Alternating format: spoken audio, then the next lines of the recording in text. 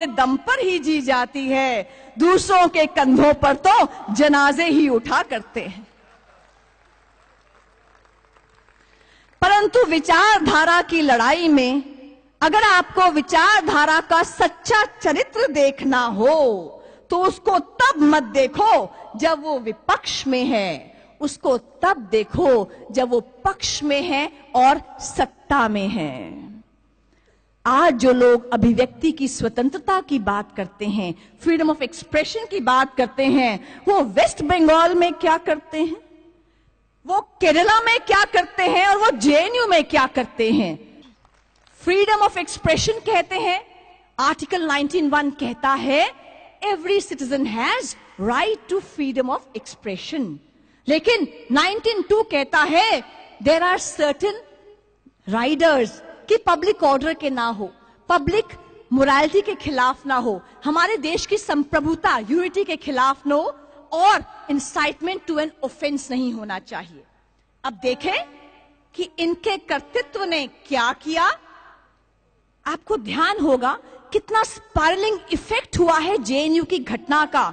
मुझे ध्यान आता है कि फरवरी के माह में जब सिक्योरिटी फोर्सेस पर पत्थरबाजी हुई, लोगों के हाथ में आईएसआईएस के फ्लैग्स थे, पाकिस्तानी झंडे थे, अफजल गुरु के पोस्टर्स थे, तो बड़ा सा बैनर था थैंक यू जेएनयू।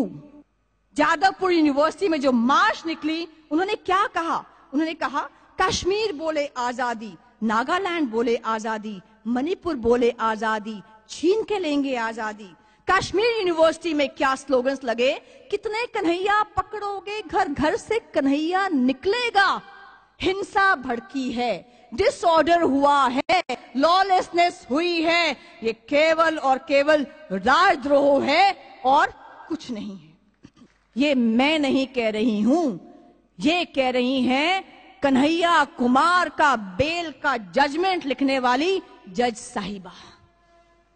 जज साहिबा ने जो कन्हैया कुमार का 23 पेज का बेल ऑर्डर आया है, उसमें कहा है चारों ओर वसंत ऋतु है, शांति के फूल चारों ओर रंग बिरंगे फूल हैं। क्या कारण है कि जेएनयू में शांति के फूल नहीं है?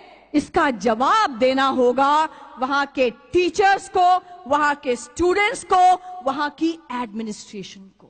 पूरे भारत का जब भ्रमण किया 16 वर्ष की आयु में आदि शंकराचार्य ने, तो केरल में पैदा हुए और केदारनाथ में प्राण छोड़े, चारों जगह अपने मठ की स्थापना की।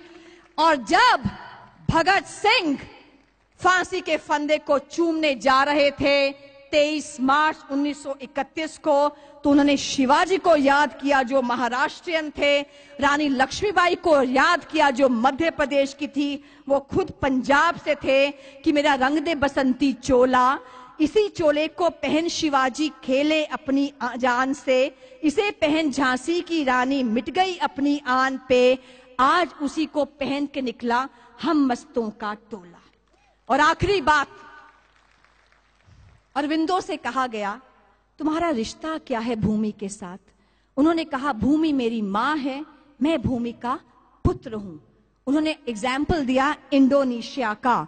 इंडोनेशिया में मैक्सिमम मुस्लिम्स हैं, उनका राष्ट्र इस्लामिक राष्ट्र है, पर उनके बच्चे जब प्राइमरी एजुकेशन में जाते हैं तो चित्रों के साथ रामायण और महाभारत की पढ़ाई कराई जाती है। वहां पर देवी विद्या की, सरस्वती की पूजा होती है, ज्ञान के देवता गणेश की पूजा होती है। इंडोनेशिया की एयरलाइंस का नाम है गरुड़, जो विष्णु वाहन है।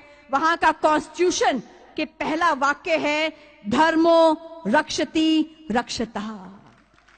महर्षि अरविंद ने कहा कि वहां लोगों से पूछा गया तुम तो मुस्लिम हो, इस्लामिक राष्ट्र है, तुम कहां हिंदू देवी देवताओं की बात करते हो? उन्होंने कहा हमने अपना मजहब बदला है, अपनी संस्कृति और सभ्यता नहीं बदली। We have not changed our historical legacy.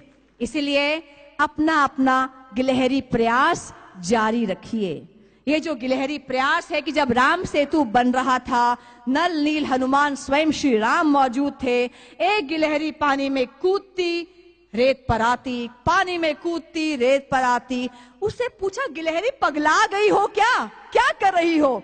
उसने कहा, यहां तो स्वयं श्री राम मौजूद है, मैं तो अपना गिलहरी प्रयास कर रही हूं। इसलिए लगे रहिए, व्हाट्सएप पर कंटेंट शेयर करते रहिए, फेसबुक पे कंटेंट शेयर करते रहिए, क्योंकि आक्रमण जो हो रहा है वो यूनिवर्सिटीज में हो रहा है, हमारे युवा पर भी हो रहा है। इसलिए आज मैंने सूर्य से बस जरा यूं ही कहा, आपके साम्राज्य में इतना अंधेरा क्यों रहा? तमा के वो दहाड़ा, मैं अकेला क्या करूं? तुम बेफिक्रों के लिए मैं भला कब तक लड़ूं? आकाश की आराधना के चक्रों में मत पड़ो, संग्राम यह घनघोर है, कुछ मैं लड़ूं कुछ तुम लड़ो।